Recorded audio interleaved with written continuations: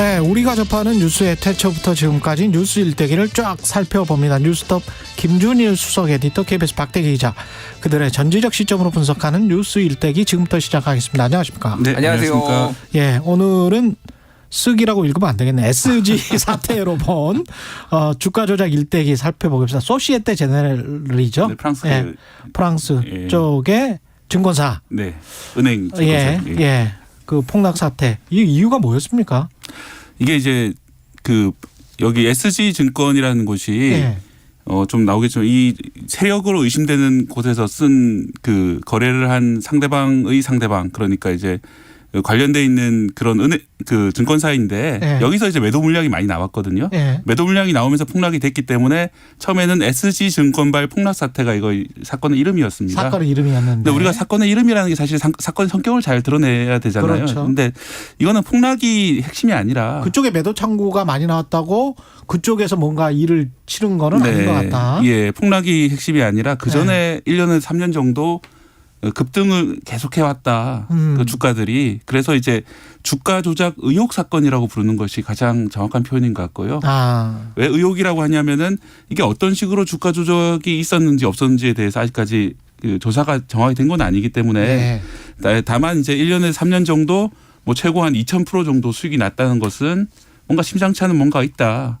그러다가 그 끝은 마지막 끝에서 이 가격 상승을 지탱하지 못하고 한 번에 이제 급락을 하면서 이 SG 증권발 폭락 사태라는 식으로 처음에는 이름이 붙었습니다. 네. 하지만 정확한 이름은 결국은 이제 주가 조작 의혹 사건이라고 보면 되겠습니다. SG라는 뭐 영어가 나왔으니까 그러면은 CFD 주가 조작 의혹 사건 뭐 이렇게 불러도 되겠네요. 이게 지금 네이밍이 어려워요. 네. 왜 그러냐면 왜 네. 그러냐면은 보통 SG 주가 조작이, 그러니까 SG가 주가 조작을 한 게 아니잖아요, 이게. 그럼요. 그 SG는 그 거기를 이용해서 그 매도 이 세력들이 창구야. 네. 매도 창구였으니까 SG도 억울하고 그리고 여기에 지금 피해를 본 회사들이 한 뭐 7개 정도 있잖아요. 그렇죠. 8개. 8개인가요? 삼천리 뭐 대성홀디스 서울가스 그러니까 뭐 이 이름을 예. 다 나열할 수도 없어. 이 회사 뭐 주가 조작 사건. 그러면 그 회사들이 주가 조작한 것 같이 느껴지고. 그렇죠. 그 지금 주가 조작 세력 자체가 또 밝혀지지도 않았고 아직 명백하게. 그래서 이름을 좀 정하기가 매우 어려운 상황인데 어쨌든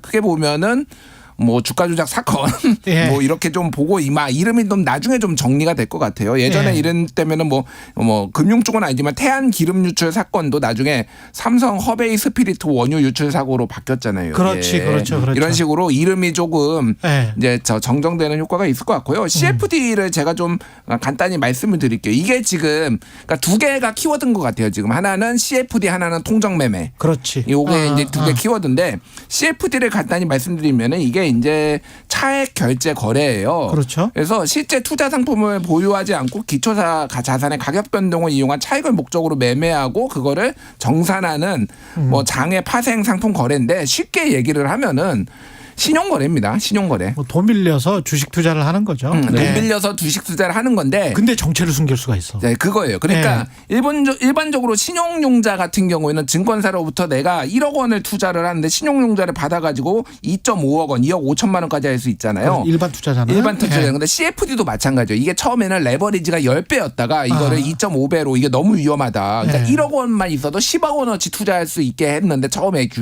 당국에서 이게 허가 났을 땐 너무 위험하다 계속 지적이 나오니까 2.5억 원으로 낮췄어요. 2억 5천만 원. 근데 이게 표시가 개인이 산 게 아니라 증권사로 표시가 되는 거예요. 그렇더라고요. 네. 그러니까 내가 이게 누가 이를테면 딱 사람들이 봐도 외국계가 산 걸로 돼 있어. 외국계가 산 걸로 돼 있으니까. 특히 국내 주식 하시는 분들은 뭐 외국계 자본이 들어온다 그러면 호재잖아요. 그 매매 동향을 쭉 보거든요. 그래서 이제 그런 점도 있고 또 하나는 말씀하셨다시피 익명성이기 때문에 이 투자자 누가 이걸 산 건지가 안 드러나기 때문에 이 감시망에서 좀 빠져나가기 쉬운 거죠. 아니 이번에 저 키움증권 대주주 같은 경우도 폭락 직전에 이번에 팔았던 거 아니에요? 네. 600억 정도. 600억 정도. 605억 원을 팔았는데요. 이것도 뒤에 숨어 있으니까 훨씬 더 용이했던 거 아닙니까? 김민래 의장 같은 경우는 CFD로 들고 있었던 게 아니라 대주주이기 때문에 자기 이름으로 가지고 있었는데 그렇게 들고 있었구나. 그쪽에 이제 좀 의혹이 있는 것은 또 다른 내용이 될 텐데요. 거기는 아마 이제 내부 거래가 아니냐 이런 의혹입니다. 왜냐하면은 이 작전 세력이 들어와 있었던 것을 이 회장 측에서 알고 있었느냐. 본인 주식이 장기간 이렇게 급등했다고 치면은 회장들 입장은 되게 궁금하거든요. 그렇죠. 예, 이게 왜 이렇게 오르는지 조사를 해봐라 이렇게 얘기를 했을 수도 있고. 그렇죠. 그렇다면 만약에 이 작전 세력처럼 보이는 애들이 들어와 있다는 걸 알았다면은 네. 언젠가 주가가 하락할 시점 맞춰서 그 직전에 매도를 했다는 것이 되게 좀 의심스러운 대목입니다. 그런데 이제 이게 왜냐하면 이제 주가 하락이 24일부터인데 지난달 그 이 영업일 전에 거의 그러니까 고점에서 매도를 한 것이거든요. 그래서 이게 과연 모르고 그랬느냐, 우연히 일치인가, 아니면은 어떤 필연적인 그 내부 정보가 있었는지에 대해서 조사를 해봐야 되는 그런 상황이고요. 그러니까 서로 간에 다 피해자라 그래요. 예. 임창정 씨도 피해자라고 하고 라덕연 이 사람도 피해자라고 하고 있습니다. 그러니까 이제 박대희 기자가 설명한 거 조금만 좀 예. 명확하게 숫자와 좀 이렇게 말씀을 드리면은 그 김익래 다움 키움그룹 증권 그 예. 그룹 회장 예. 다우키룸. 예. 다움 키움그룹 예. 회장 예. 이 같은 경우에는 본인 소유의 다우데이터 주식 140만 주를 시간의 매매 블록대 방식으로 605억 원을 확보를 했고, 그리고 김영민 서울도시가스 회장도 시간 외 매매 방식으로 456억 원 정도를 이제 매도를 했다라는 거예요. 근데 아마 얘기를 했듯이 이거 매도를 하고 이게 그 어떤 신호탄이 돼가지고 주가가 확 빠졌다라는 거예요. 그러니까 여기에서 근데 금융당국이나 좀 이쪽 전문가들을 의심하는 거는 두 가지 가능성이죠. 그러니까 예를 들어서 이 주식 자체가 이미 작전이 들어왔기 때문에 언젠가는 폭락할 것을 알았다라고 감지를 하고 먼저 던지기를 했다라는 가능성, 아니면은 이 사람들하고 그 작전 세력하고도 연계가 있을 가능성, 아예 예. 뭐 이런 가능성까지 이제 배제를 할 수 없다라는 거예요. 근데 이거를 수사를 하는 거는 매우 어렵습니다. 그러니까 이거는 증거가 확보가 돼야 되잖아요. 이를테면은 뭐 모의를 했다라든지 뭐 문자가 있었든지 압수수색 막 이런 것까지 들어가야 되는데 여기까지 갈 수가 있느냐, 기본적으로. 이제 이거가 이제 이거에 대한 좀 불신의 눈초리가 있는 거죠. 그러니까. 그 다우 키움 그룹 같은 경우에 더 의심받는 것은 이 키움 증권이라고 예. 소액 투자도 많이 쓰시는 증권사인데 그쪽 회장이기 때문에 이 금융계에 들어가는 소식이라든지 그렇죠. 뭐가 조사가 되고 있다더라, 뭐가 작전이라더라 이런 소문을 잘 듣기 쉬운 위치에 있거든요. 그렇기 때문에 그렇죠. 예, 더더욱 의심을 받고 있는 그런 상황이죠. 금융그룹의 회장이고 금융기관인데 본업에 충실해서 자기 회사 키울 생각은 안 하고 재테크에 빠져 있었던 거 아닌가, 뭐 이런 지탄도 받을 수가 회장 있겠습니다. 측에서는 이제 예. 증여세를 내기 위해서 돈이 필요해서 이제 매도를 한 것이다. 예. 혹은 이제 뭐 서울가스 같은 경우에는 아마도 주가가 충분히 올랐다고 생각하니까 뭐 차익을 보려고 매도를 한 것이 아니냐 이런 얘기가 나오긴 하는데요. 그렇다 하더라도 너무 시점이 공교로워서 어떻게 그 회장 측에서는 고점에다가 알고 팔았는지. 그러니까요. 개인 투자자들 입장에서는 우리가 모르는 다른 정보를 그들은 가지고 있는데 그들이라는 게 내부 경영자들이고, 내부 경영자들이 막 이런 식으로 매매를 이상하게 해버리면 감시망에 다 피해가는 거 아닙니까, 결국은. 네, 그 점도 이제 이번 사태에서 하나 던지고 있는 그런 메시지인데 예. 가장 중요한 것은 이제 이 작전 세력처럼 보이는 이 사람들이 장기간에 걸쳐서 막대한 투자자와 뭐 연예인도 끼어 있죠. 이런 것들을 버젓이 대놓고 하는데도 아무런 제재가 없었다, 그동안. 그게 작전 유형도 바뀌는 것 같아요. 제가 옛날에 주가 조작 취재할 때는 단기간에 뭐 몇 개월에 코스닥 뭐 이런 식으로 했었거든요. 근데 지금 한 2년 3년 정도. 예, 최고 3년 정도고 3년. 짧은 그렇죠. 1년 정도. 예. 이게 마치 강남에서 부자들이 증여세를 탈세하기 위해서 장기간에 걸쳐서 20년에 걸쳐서 뭐 이렇게 뭐 5천만 원씩 나눠준달지 뭘 대신에 월세를 대신해 준달지 그런 어떤 그걸 절세 전략이라고 또 세무사들이 내주고 그러거든요. 근데 그런 거하고 좀 비슷한 것 같아, 이게. 네, 보니까. 그래서 좀 약간 진흥화된 네. 건 사실입니다. 그렇게 진흥화된 거? 기간을 네. 갖다 장기간으로 잡고 또 하나는 이제 과거 주가 조작은 뭐 루보 사건 이런 것처럼 네. 아무런 좀 누가 봐도 이상한 회사에 투자를 해서 이제 끌어올렸던 그런 그렇죠. 건데 지금 같은 경우는 그래도 얘기가 되는 투자일 수도 있거든요. 맞아요. 그렇긴 회사 해. 자체가 네. 튼튼한 회사들이고 처음에는 그랬어. 예. 예. 뭐 조금 오를 수는 있다라고 다들 생각하는 회사들이기 때문에 맞아요. 올랐는데 네. 그걸 이제 그런 회사 종목들을 잘 골랐던 거죠. 그렇게. 그러니까 말도 안 되게 올라버린 거지. 예, 처음에는 맞습니다. 분명히 저평가였던 주식들은 맞아. 근데 그게 말도 안 되게 뭐 10배, 20배 올라버리니까. 그리고 이제 예. 그러니까 뭐 아주 잠깐 빠지기는 뭐 일정은 있지만 3년 동안 빠진 적이 없어요. 이게 공통점이에요. 그러니까 계속 오르기만 한 거죠. 그렇죠. 사실 그래서 서서히 오르는 거죠. 그렇죠. 서서히 오르니까 사람들도 와 이게 유망한가 보다 그랬는데 일부 아는 선수들은 이거 주가 조작 의심된다라고 금융당국에 이거 조사 좀 해봐라라고 얘기도 했는데 금융당국이 손을 놓고 있었다 이런 지금 비판을 받고 있는 거예요. 그러니까. 게다가 세력끼리 이게 서로 치고 빠지고 하면서 계속 올리지 않습니까? 그러면 너무 많이 올랐다고 싶을 때는 세력들도 이제 두려움이 생기니까 다 팔고 나가버리고 싶거든요. 빨리 차익 실현을 하고 싶거든요. 그러면서 서로 배신했을 수도 있어요. 그거를 또 개인 투자자들은 당했을 수도 있고 모르고 있다가. 네, 이 사건에서 가장 큰 이제 손실을 본 사람들이라고 하면은 이걸 정상적인 주가라고 생각했던 나중에 들어갔던 이런 마지막까지 돈을 빼지 못했던 이제 투자자들이 그렇죠. 개인 투자자들. 결국 손실을 보게 되는 것이고 이런 식의 어떤 세력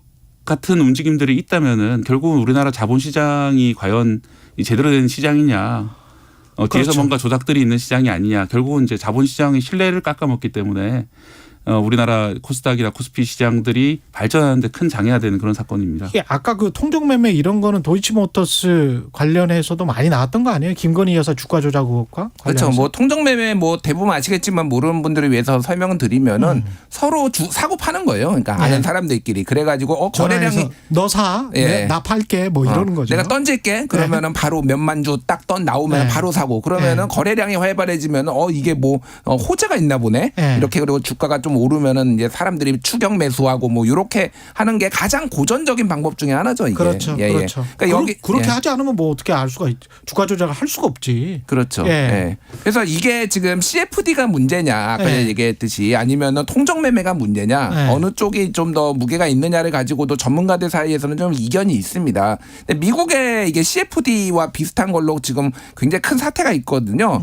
아케고스 사태인데 2021년에 있었던 거예요. 이게 빌황 한국명으로 황성국이라는 헤지펀드 매니저가 이거를 아까 전에 얘기했던 CFD와 같은 방식의 TRS인데 뭐 사실상 같은 거라고 보면 됩니다. 그래가지고 100억 달러로 500억 달러의 주식을 사가지고 이게 지금 막 오르다가 똑같이 폭락한 이런 상황. 근데 이것도 똑같이 짧은 기간이 아니라 몇 년 동안 오른 거예요. 그러니까 거의 그래서 유사한 거가 있었고 이거와 관련해서 그래서 대정부 질문도 있었어요. 당시 금융위원회 이런 일이 있는데 이거 어떻게 할 거냐. 우리나라에도 규제가 제대로 되고 있느냐라고 했는데 뭐 전 정부 때죠. 그러니까 이런 부분들이 잘 규제가 안 돼가지고 지금 왔다 이런 그런 얘기도 있습니다. 당시에 이제 빌황은 10배 레버리지를 썼던 거고 이게 문제가 돼가지고 결국은 우리나라도 2.5배로 당시에 10배 줄였던 그런 적이 있었고요.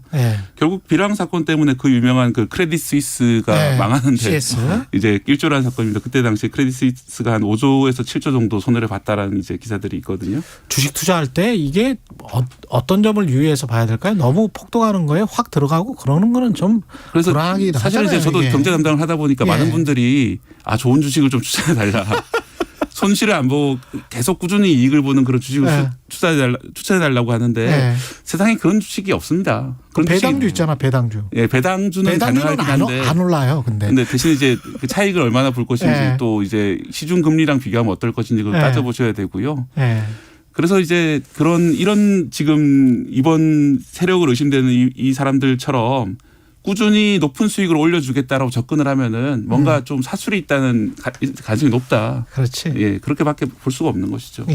짧게 요거 하나만 말씀드리면은 이 지금 피해 기업들 있잖아요. 8개. 이게 대부분이 다 공매도 금지 종목이었어요. 그래서 이게 공매도가 순기능이 있는 게 비정상적으로 오르면 이상하다 그래서 반대로 매매를 하는데 이거는 코로나 사태로 인해서 공매도가 금지된 종목들이니까 계속 오르기만 한 거예요. 그러니까 이게 그래서 공매도를 금지하는 게 무조건 정답이냐 뭐 이런 숙제도 좀 이게 안겨준 것 같습니다. 시장 내 이성적 투자자와 뇌동 매매 뭐 여러 가지 철학적인 내용들이 있습니다. 사실은 이게 주식 투자라는 게. 그래서 저도 재미있게 보고 있는데 여기까지 듣겠습니다.